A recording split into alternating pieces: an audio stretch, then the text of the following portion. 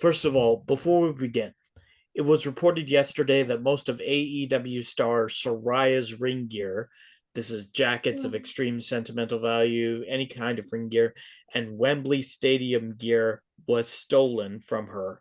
Degenwrestling does not condone thievery and hopes for the safe return of Soraya's stolen possessions.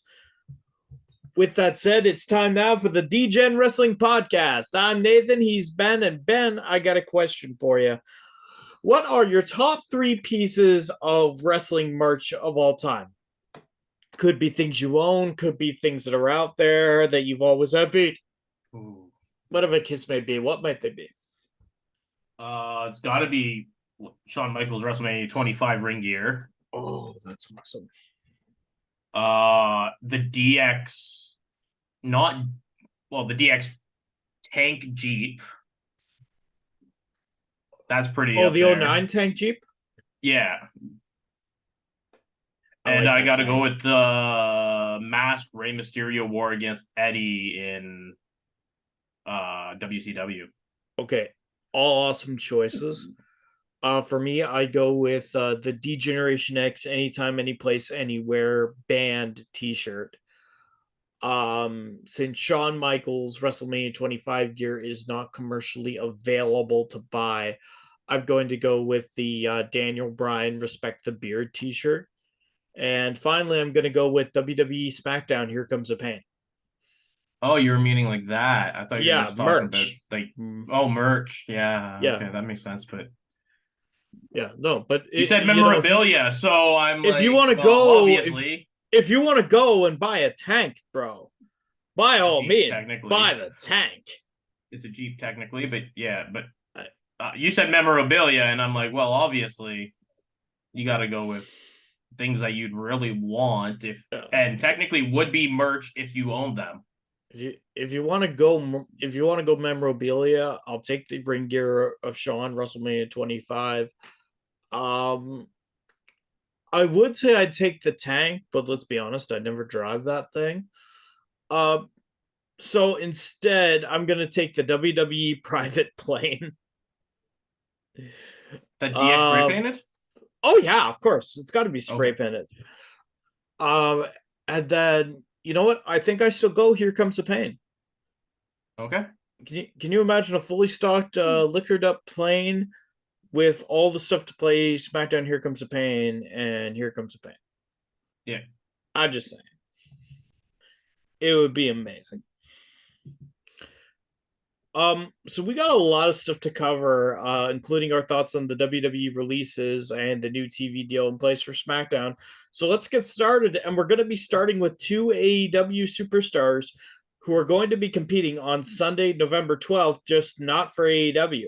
So, according to Cultaholic.com, Adam Cole will be suiting up against Chris Danger, aka YouTube star Dank Ops, in Deadlock Pro Wrestling, and Chris Jericho will be fighting Takashita at DDT Pro Wrestling in a match that looks to further Jericho's feud with Don Callis. Ben, which one of those matches are you looking more forward to, and why? It's got to be Adam Cole versus Chris Danger. It's Chris Danger's first match. Watched his stuff for off and on for a while now. But also, I've been kind of getting bored of Jericho matches as of late, unfortunately. Fair enough. Wasn't Adam Cole like instrumental in his training or something as well? Yes. Yes, he was. Because that's one thing I remember. That's why I'm At least to getting, my knowledge. or that's why I would also go Danger Adam Cole, just because at the end of the day, this is Chris Danger. Who better to have your first wrestling match against than Adam Cole Yeah. if you're Chris Danger? Yeah. Honestly, um, I'm not bored with Jericho in the same way that you and I'm sure many people are. But then again, I don't watch a lot of Chris Jericho matches to get bored of them. So I can So totally understand why. the whole Don Callis family and the and Jericho feud that's going on. I've actually gotten somewhat interested in again just because I'm not sure if you've seen it. The Sammy Guevara turn on Jericho. Yeah, I did see the Sammy Guevara and how it China Jericho mirrored thing. something very similar from WWE many years ago. Even You mean Sammy's about gear. you mean about like 15 years ago? Yeah, Yeah, it was beautiful. yeah, Um that being said, what I will say is congratulations to Chris Danger. I hope he does very, very well. Um, yeah. and actually, speaking of AEW, they're going to have a guest appear at Wrestle Dream in an upcoming six-man tag. Will Ospreay has agreed to team with Sammy Guevara and Takeshita to take on the team of Kota Ibushi, Chris Jericho, and Ben knows the third one of which I can't say. Just say his name. I'm not going to say his name. I've got a lot of reservations. There was some crazy fan out there who was on podcast with me who absolutely loved bringing up every time this person sneezed. So, with all due respect, I'm not going to say his name, but I will tell you that he is a big fan of the Waffle House.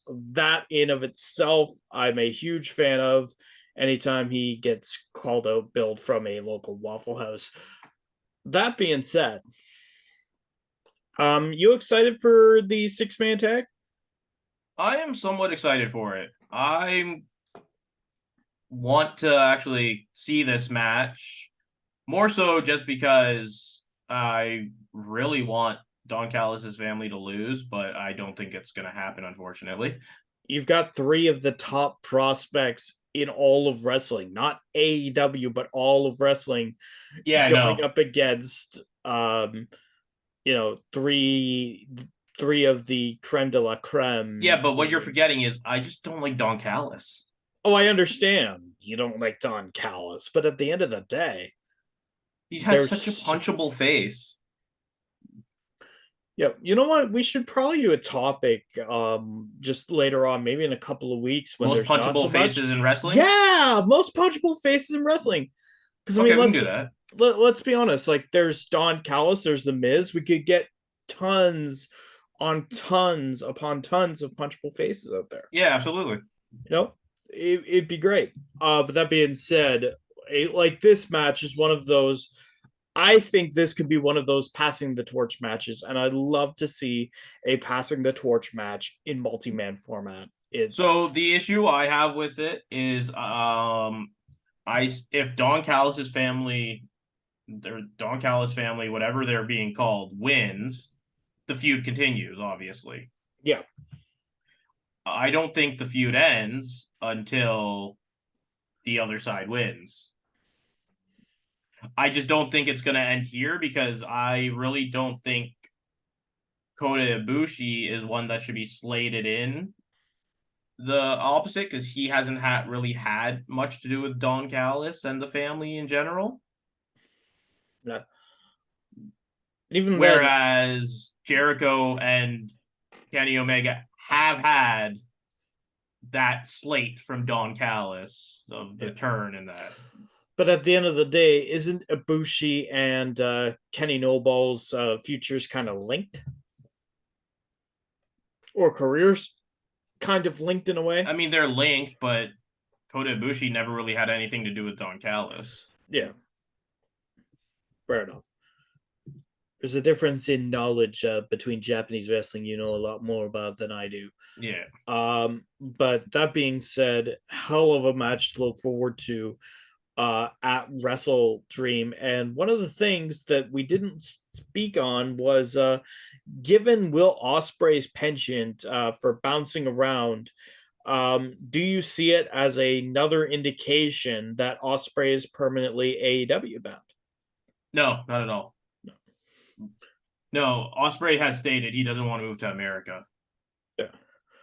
Ospreay has also stated that he doesn't want to be tied down to one specific company either. Yeah. He's just it's just he's gotten so many of just like incidental run-ins with AEW, and then he gave an interview about wanting to work with Brian Danielson, and there was just so Yeah. many things there that you have to ask, Yeah. uh, is he AEW bound? But um, Lastly, Chris Jericho revealed on the Superstar Crossover podcast that the Big Show wanted to make t-shirts and merch when they were teaming up as Jericho back in '09. Jericho was the one to put a kibosh on that, saying, quote, "We're not making t-shirts, we're not having any merch." He's like, "What do you mean we're not making merch?" I said, "I didn't think heels should have merch." I was like, "We'll make our money main eventing pay-per-views against the baby faces that sell merch." He always wanted to make Jericho shirts, so maybe someday we'll have to do that, but he was great. Ben, is Jericho right on the idea that heels shouldn't have merch? Why or why not? So he's both right and wrong in a sense. He's right in the sense that you shouldn't be looking out into the audience and seeing heel shirt like people cheering the heels. Yeah. They're not there to be cheered. But in another sense, a lot of people more identify with, say, the heels or that and get really behind them. I mean, I can't think of anybody here specifically who has a penchant to, favor the heels over the faces. Never. No, No. No. no, No, we're very traditional here. yeah, Yeah, yeah. but I do know those people are definitely out there. And Yes. that being said, I think it's a great idea that there was never any Jericho merch made. Now, that being said, I do want to bring the attention to two groups that were predominantly heel throughout much of the heyday of their runs. And those two were NWO Yeah, and Degeneration X. yeah. Now, again, I don't know of people that would identify with NWO or Degeneration No, not X. at all. Never, never, ever, ever. Quite frankly, I don't think Degeneration X could do any wrong. But those two stables, in of themselves, were merchandising juggernauts at any point in time. You can still go to any wrestling event, not just WWE, but wrestling event in general, and you will find somebody dressed in NWO gear, or you will find someone dressed in Degeneration X gear. Yeah, And these are predominant heel factions. I think it's just a matter of I think the heel group has to be quote unquote cool enough to make money. yeah. I don't think Jericho was ever cool enough to make money. No, Chris I think there Jericho would have been was, people the who, Big Show yeah. was, I don't but think there would have been any problem selling the shirts. I just know Chris Jericho is a big fan of he shouldn't see his merch in the audience if he's a heel. yeah, but he's perfectly okay with making Le Champion Champagne as a Well, heel. yeah, it's champagne. It's Yeah. So I don't know. I don't believe Jericho is right in the sense. I think it's a very 70s, very 80s way of thinking yeah, that the heels should never do that. That it's very traditional yeah, in the way that Jericho thinks. However, we have seen merchandising juggernauts come out of heels. We have yeah. seen stuff like I'm looking at your Funko Pop wall. I'm seeing the Fiend there. The Fiend is a heel. The Fiend was The crazy. Fiend wasn't a heel. I see Paul Heyman there. Paul Uh, Heyman, that's just ECW Paul Heyman. He wasn't a heel. I look at my wall. I see Shawn Michaels. I see The Miz. I see Paul Heyman. It's one of those things. This one? Yeah, I see that. I see that Shawn Michaels that I bought for I'm significantly not less sure than what you bought it if for. you pay much attention to this actually wall of Funkos at all, but a majority of them are villains. Well, in terms of the WWE, yeah. In terms of a majority of your DC memorabilia, sure. Um, Honestly, I think it's just Kingdom Hearts that is more protagonist based, but really, that's another story for another day. If we want to do like an MTV style Crips, hey, look at Ben's wall of Funkos. We could definitely look at doing that. However, that being said, I don't think it's a good mindset for what is out there today in terms of there is no black and white when it comes to heels. There's only shades of gray.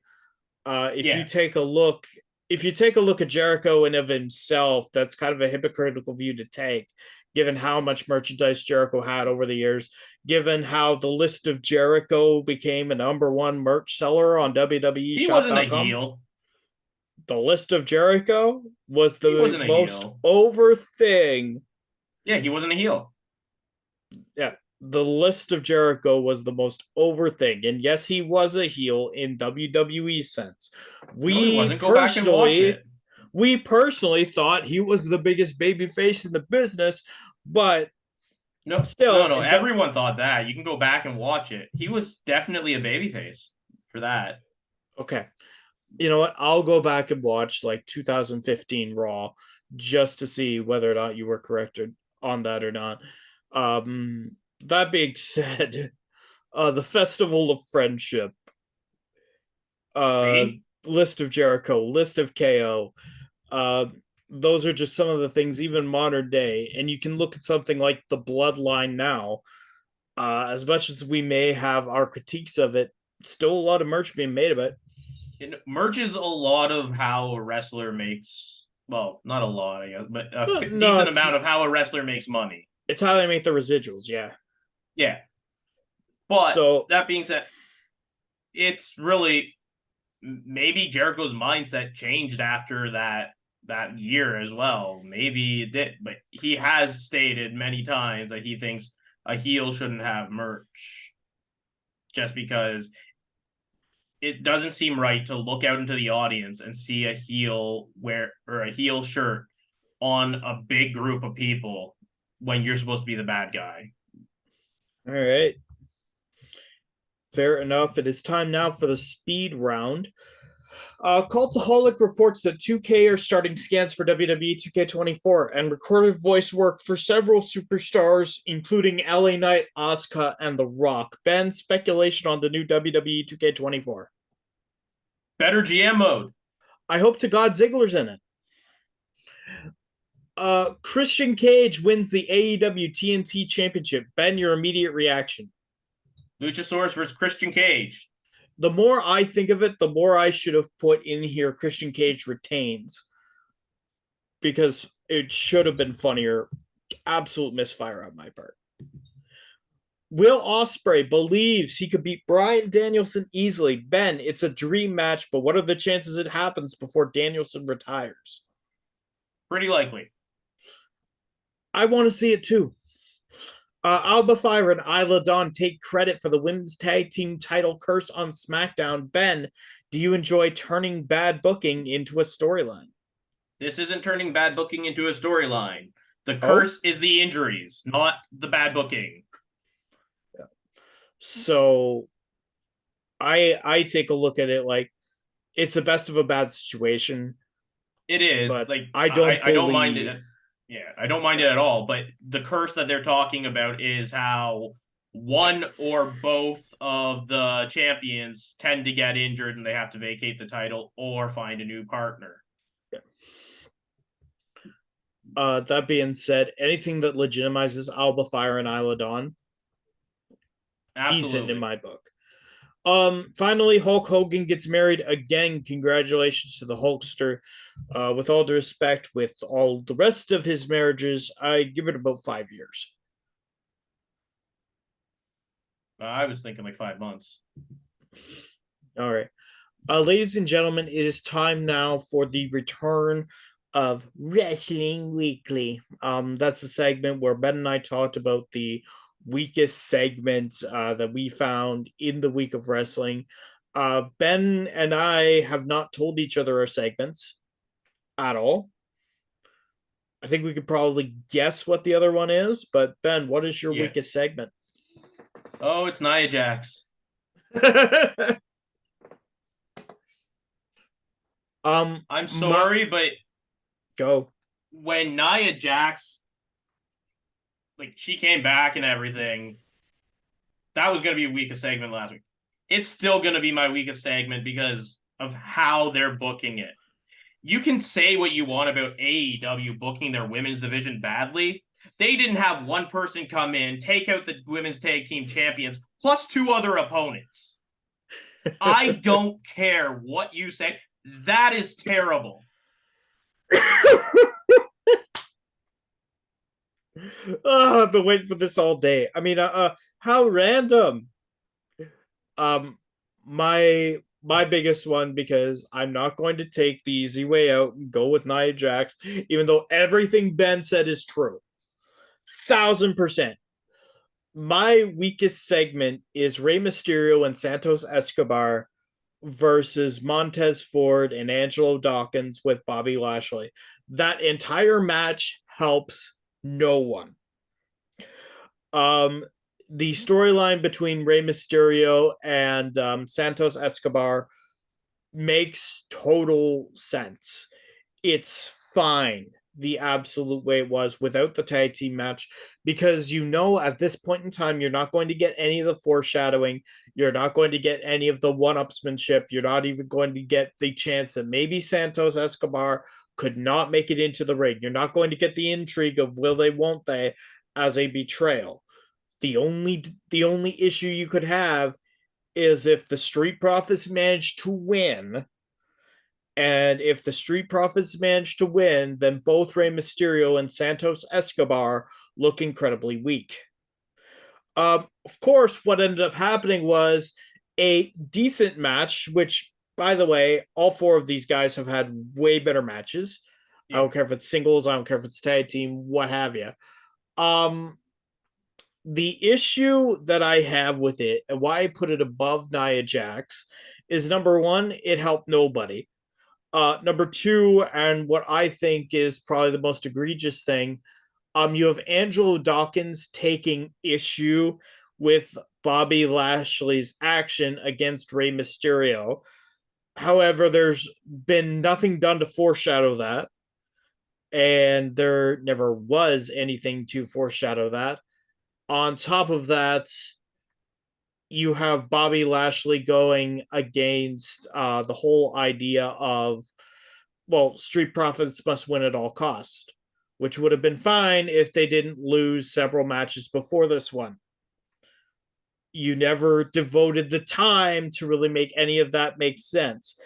And if you want to use the argument in which Angelo Dawkins only went against Bobby Lashley or only hesitated on Bobby Lashley was because it's Rey Mysterio, well, that's fine. Build up the relationship between the Street Profits and Rey Mysterio. You did none of that. You expected all of the payoff without doing any of the work. And unlike that storyline, at least I can see where the Nia Jax one is headed. It's going to be in a way I don't like. It's going to be a way that I think future Wrestling Weekly segments are going to come up.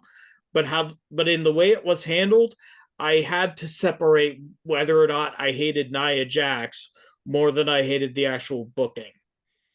So for that reason, I have to go with Mysterio and Escobar versus Street Profits.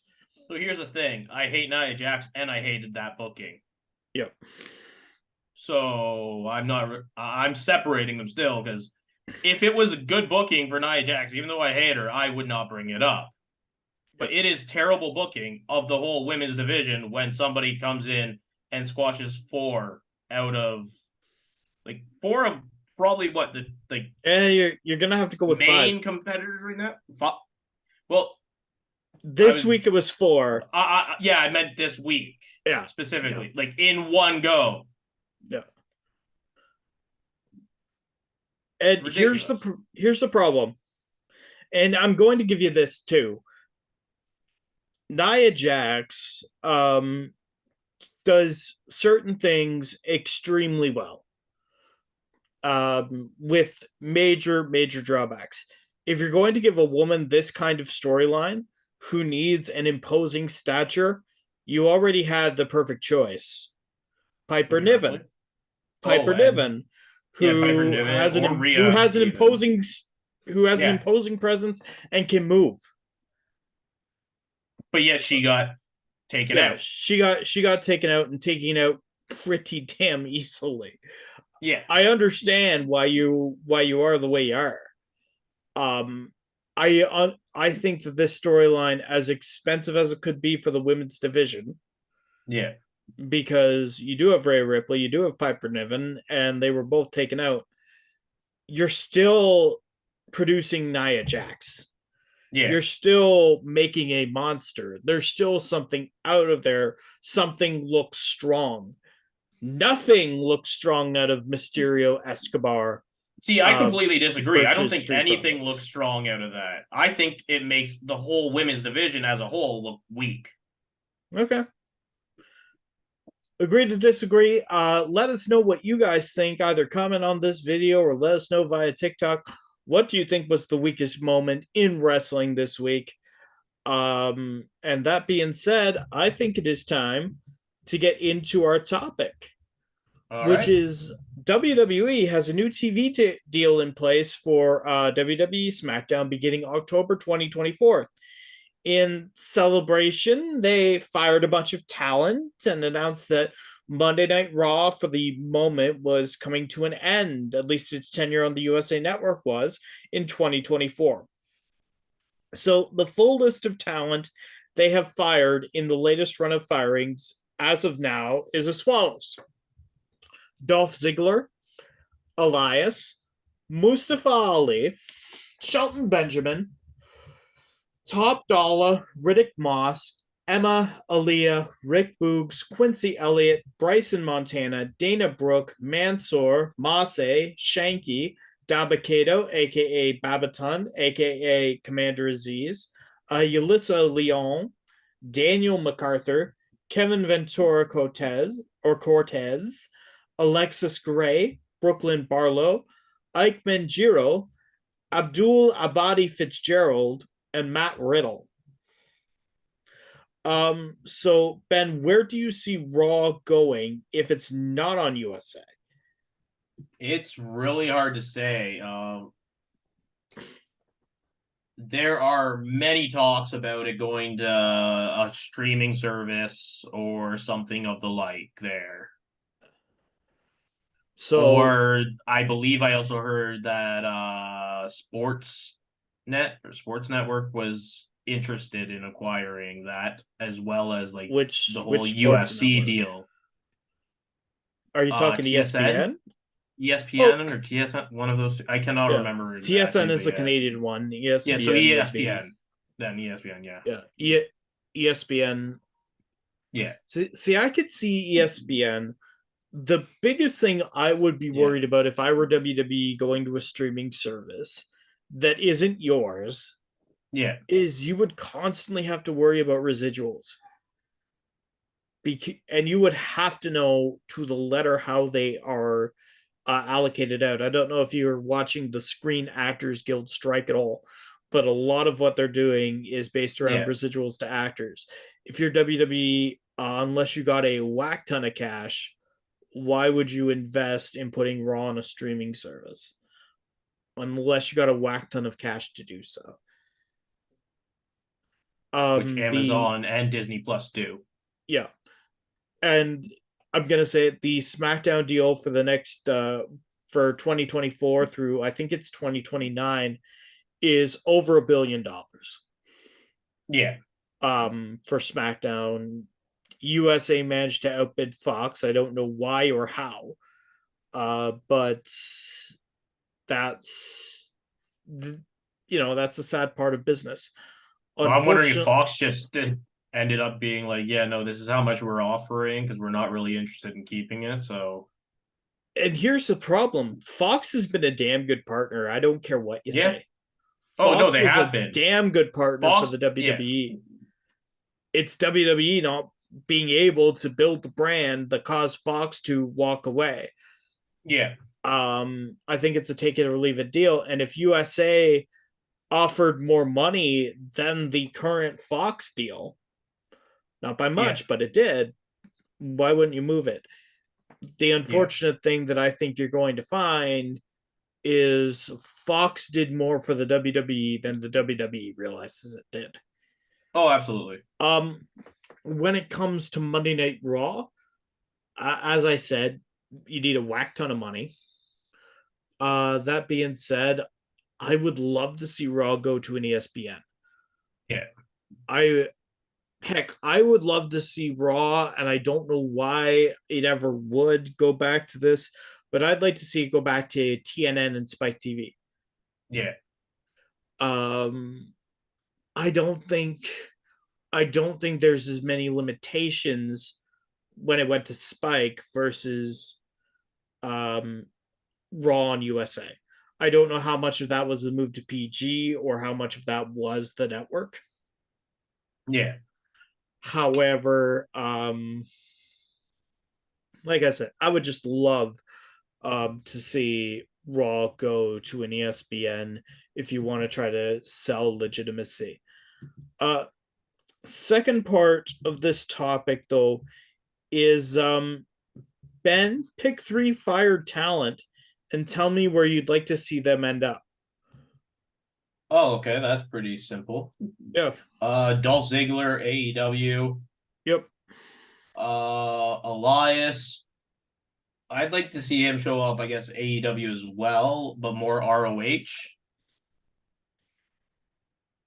And I would really like to see let's see here.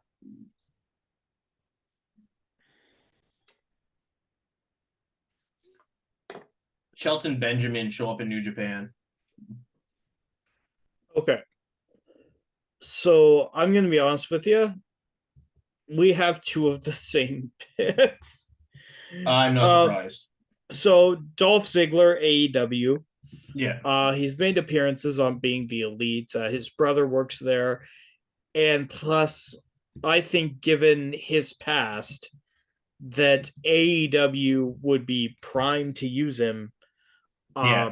Given how much he was squandered in WWE. Because say what you want about AEW, they're great about using ex WWE guys to their full potential if they weren't already doing so. Adam Yeah. Cole is a perfect example of somebody who's doing much better in AEW than he ever would in WWE. And that's no disrespect to Triple H and Shawn Michaels. It's No, he done all amazing disrespect in in the NXT. world. It's all the disrespect in the world to the idiot who thought he was Michael Cole's son. Yeah. Um, so Dolph Ziggler, AEW, Shelton Benjamin, I don't want to see in New Japan. I want to see an impact. I want to see him give a burst to the X division where I think he would do really, really, really well to jumpstart that. Again, the X division was something that in its heyday really differentiated Impact from the WWEs of the world. I would love to see Shelton Benjamin go to Impact and give it his all there. Um, Mustafa Ali is somebody who I'm going to be honest, I was shocked was let go. Yeah. Not as shocked as somebody like a Dolph Ziggler. But Mustafa Ali, I think, has got a tremendous upside in him.